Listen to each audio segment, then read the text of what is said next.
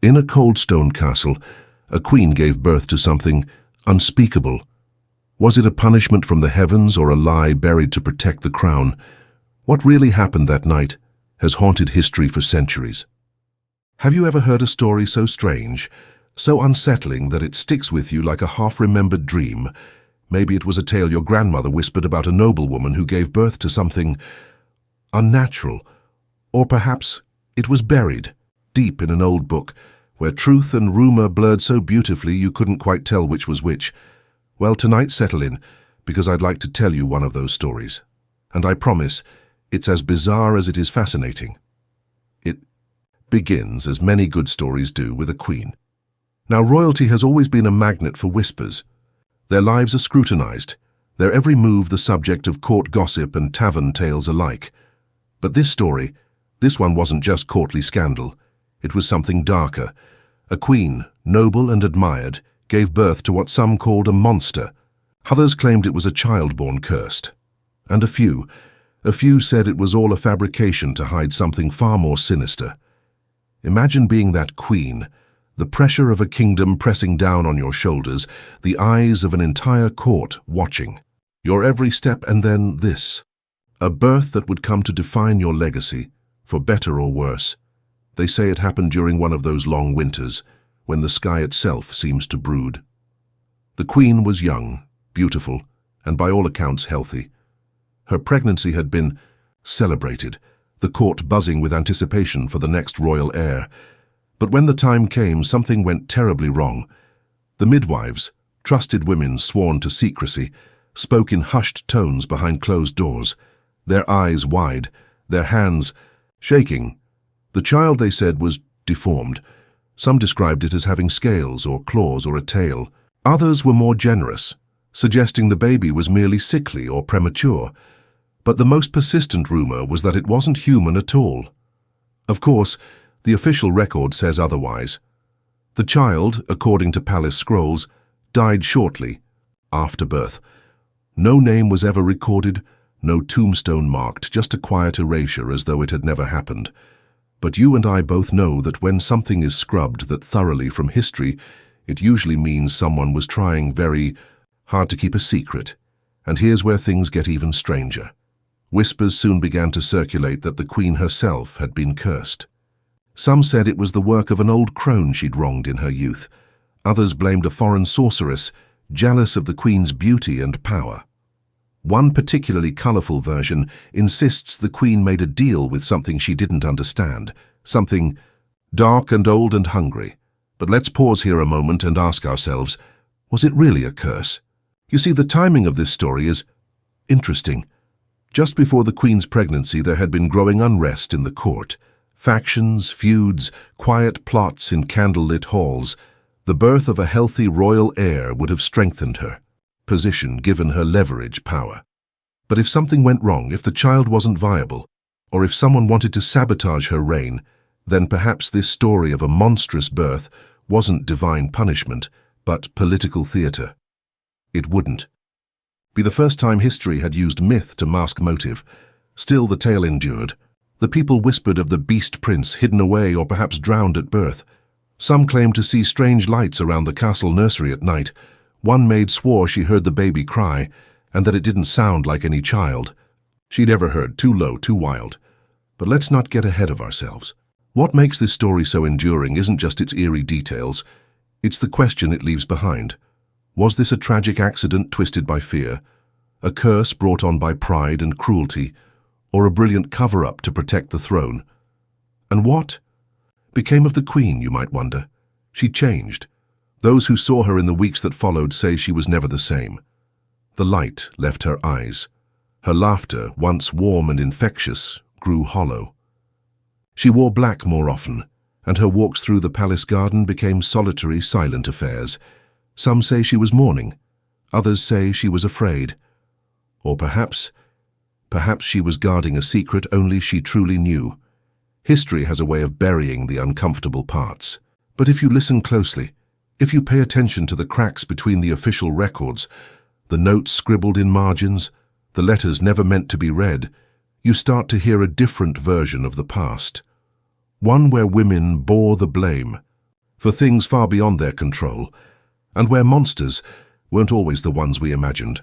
Let's stay here a moment longer, just you and me, and wonder what it must have felt like to be that queen.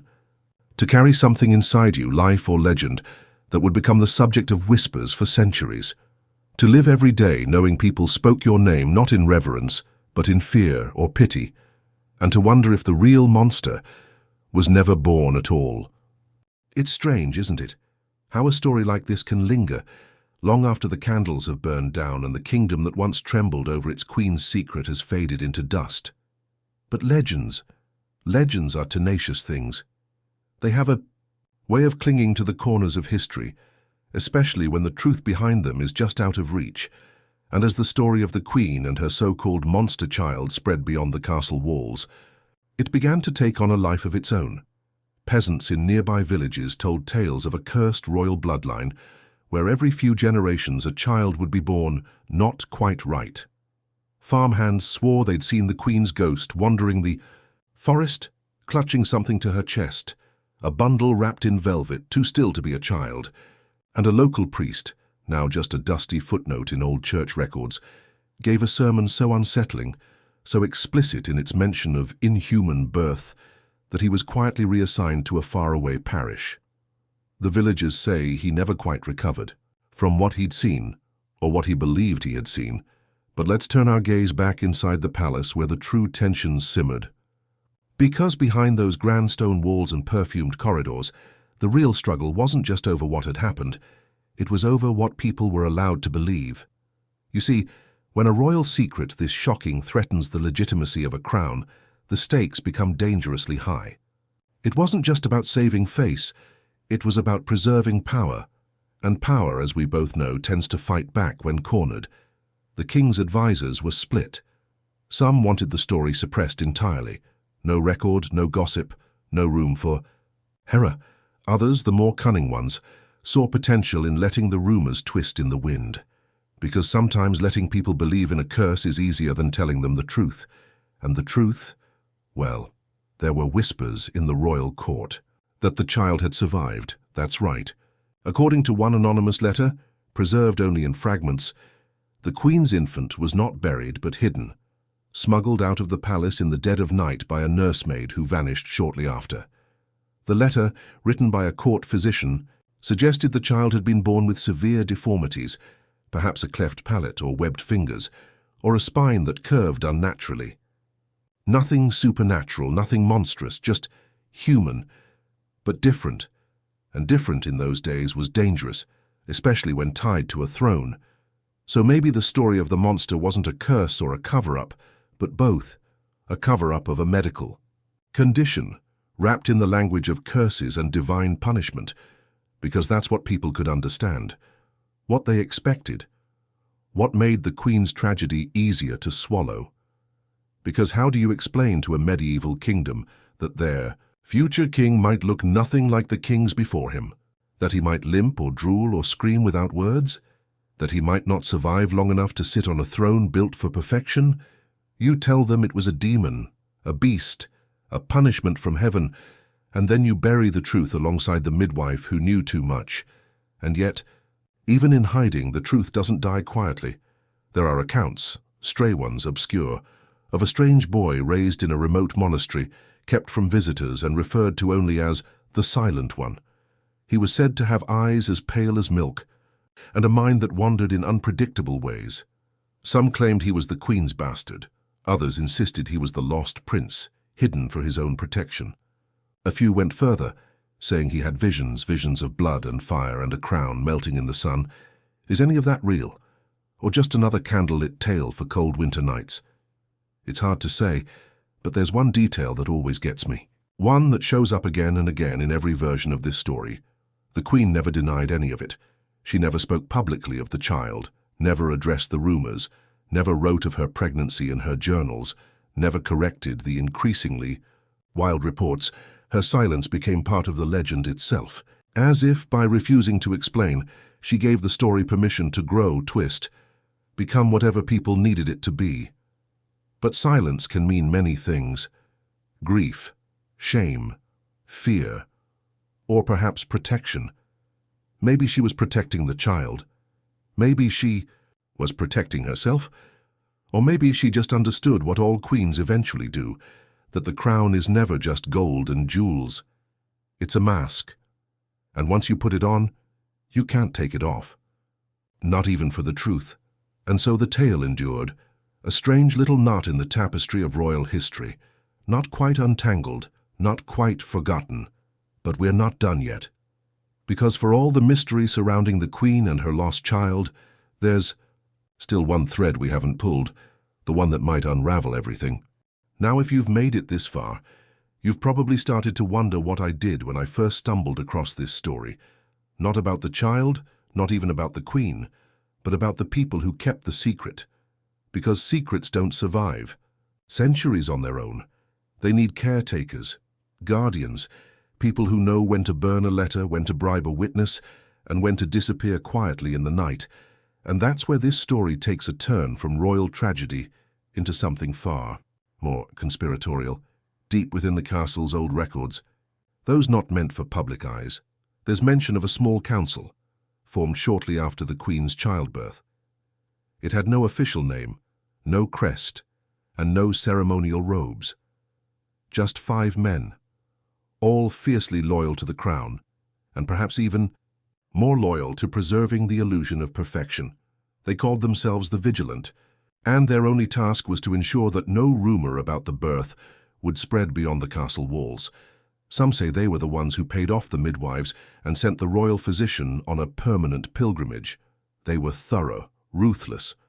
And if the writings are to be believed, they took it upon themselves to rewrite history one whisper at a time. Imagine that for a moment. A group so invested in protecting the monarchy that they chose fiction over fact, fabricated death over difficult truth.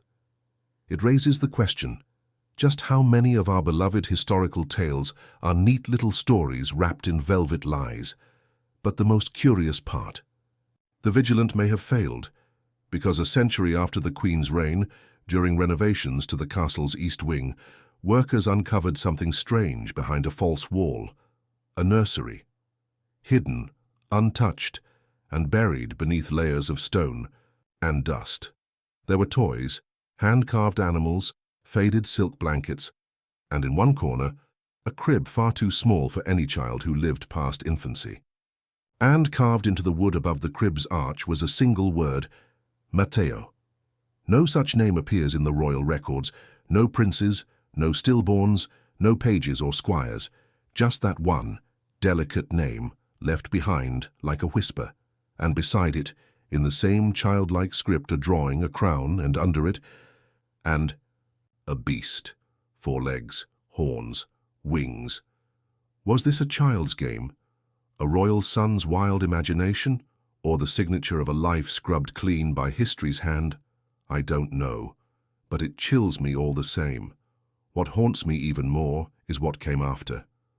Because legends, like bloodlines, evolve, and somewhere along the line, the story of the monster prince became a tale of warning.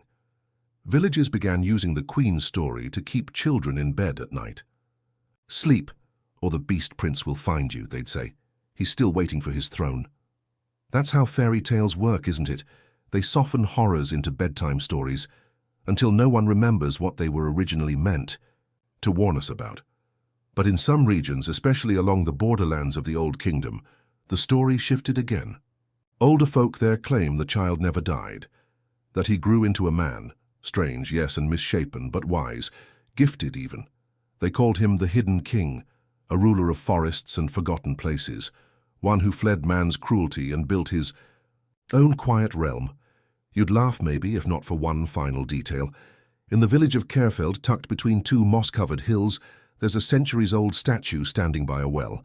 It's worn, smoothed down by time and weather, but still clearly human, bare-chested, seated, crowned. But where the hands should be, there are claws, where the feet should be, hooves. And though the face is kind, even serene, the eyes are blank, sightless, watching. The plaque beneath simply reads, "Our Last King." I can't say for certain that this statue is our lost prince. Maybe it's just coincidence, or the result of a village artist with an imagination a little too wild. But I don't believe in coincidence when it comes to stories like this. Not when the name Matteo is still passed down in lullabies sung by grandmothers who don't know why the name unsettles them. They just know it does. And here's the part that might surprise you. I don't think the Queen gave birth to a monster. Think she gave birth to a boy. A fragile, different, very real boy. And I think the people around her, men driven by fear, ambition, and a need to keep power pristine, chose the word monster to make their actions feel necessary. Justified. Noble. After all, history is kind to those who write it, but the truth it never forgets. Sometimes when a story lingers this long, when it flickers in and out of memory like a candle in a drafty hall, it means it still has something left to tell us. We've spoken of secrets and statues, whispers and walls, but we haven't spoken yet of the Queen's final days, and in many ways they might be the most revealing part of all. Because after everything, after the birth, the rumors, the silence, she lived on. Not in grandeur, not in scandal, but in a kind of quiet exile. Not a banishment, not officially, but exile just the same. She was moved to a countryside estate under the pretense of illness. Delicate health, they said. The Queen requires peace and rest. And that's where she stayed, for nearly 20 years. No royal events, no formal declarations, just letters sent from afar, increasingly brief, a name that appeared less and less in the records, a presence fading, deliberately, from the world that had once revolved around her. But here's the strange thing. In that quiet place she seemed content. Not joyful, perhaps, but calm. Visitors were rare, but those who came spoke of a woman with kind eyes and a serene demeanor. She walked her gardens daily, she fed the birds herself, even in winter, and on the rare occasion that children visited, sons and daughters of local lords mostly, she would pause and simply watch them play. She never remarried, never bore another child. But in her sitting room on a table near the fire, there was always one object no one could quite explain, a silver rattle, tarnished, unused, but lovingly polished, as if by habit. It's easy to forget that beneath the myths, beneath the robes and the titles and the gossip, she was a mother. Whether her child lived a day, a year, or only in memory, she had held him, named him, dreamed perhaps of who he might be, what songs he might like, what sort of laugh he'd have. And that's the part no record can erase, because you can't erase a mother's grief, or her hope, especially when she chooses to keep it alive in quiet ways, in garden paths, in lullabies hummed to no one, in a silver rattle that clinks softly when no one else is in the room. There's one final letter I want to share with you. Found tucked behind a loose brick in her estate long after her death, faded and almost illegible. It's not addressed to anyone. There's no royal seal, no mention of titles, just a few lines written in a hand far shakier than the royal scribes. They say you were a curse, but you were my prayer. They say I should forget, but I never remembered so clearly. Wherever you are, my son, be kind, be free, be whole. No grand proclamations, no names. Just the quiet voice of a woman who refused to let history make a villain of her child, and that, in the end, might be the real heart of this story. Not the mystery, not the monster, not even the cover-up, but the dignity of a woman who lost more than we'll ever know, and still chose tenderness over bitterness, grace over fury, love over lies. We chase these legends for the drama, yes, for the strangeness, the shadows, the thrill of uncovering what's been buried. But sometimes, when we get to the bottom of them, we find something much softer, something that reminds us of ourselves. Because haven't we all been misunderstood at some point? Haven't we all felt like the world looked at us, or someone we loved, and only saw the parts that didn't fit? And in those moments, don't we all wish for someone who would look past the story and see the truth? That's what this tale leaves us with. A strange, centuries-old puzzle, part horror, part heartbreak, and part, just maybe, healing. The truth of the child may be lost forever. Whether he lived or died, whether he had claws or curls, may never be known. But the Queen's legacy, her silence, her sorrow, and her quiet defiance echoes still in every hidden statue, in every bedtime rhyme. And maybe, if you listen closely enough, in the soft rattle of silver just beyond the edge of sleep. We spend our lives trying to make sense of the past, sifting through dust and old ink, reading between the lines of names long faded from stone. We chase answers as if history were a puzzle with all the pieces still around, waiting to be found. But sometimes the answers don't exist, not in the way we want them to. And sometimes that's the point. You see, this story, about a queen, a child, and a mystery no historian could fully solve, was never really about the truth in a factual sense. It was about the truth we feel in our bones, the kind that doesn't need dates or documents, the kind that resonates across centuries. Maybe the child was real. Maybe he wasn't. Maybe there was no curse at all. Only a complicated birth followed. By fear and shame in a time that had little patience for imperfection. But what's more powerful than proving any of that is this, the way the Queen's silence still speaks to us. Not as a royal figure or a mythic martyr, but as a woman who knew what it meant to lose something precious, and still held on to her dignity, quietly, steadily, day after day. There's a lesson in that for all of us, isn't there? We live in a world that constantly demands explanation, that pokes and prods, insists on clarity, and calls silence weakness. But sometimes silence is strength. Sometimes refusing to explain yourself is the most powerful statement you can make, especially when what you're protecting is love. And maybe that's what she did. Maybe in her stillness, in her retreat from court and crown, she wasn't hiding shame, but guarding something sacred. The memory of a child who didn't get a name in the history books, but who mattered all the same.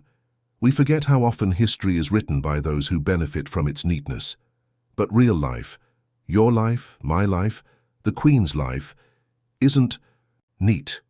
It's jagged, muddled, full of moments we can't explain or justify, and filled with people who don't fit the roles they've been assigned. And that, oddly enough, is comforting, because if even a queen with all her wealth, status, and power could carry heartache, could be misunderstood, could love something the world called monstrous and still choose compassion, then maybe we're not so different. So as we close this tale, I invite you to sit for just a moment longer and let the quiet in. Let it wrap around you like the Queen's garden shawl. Let it remind you that the stories worth remembering aren't always the loudest or most dramatic. Sometimes they're the soft ones, the ones that echo in lullabies and old letters, in tarnished silver and broken statues. The ones that whisper, not shout. And perhaps the next time someone tells you a story that sounds too strange to be true, too sad to be real, too mysterious to unravel, you'll listen a little longer, because somewhere beneath the myth, beneath the dust and doubt, there just might be a truth worth holding on to. Not a curse, not a cover-up, just a mother and her son.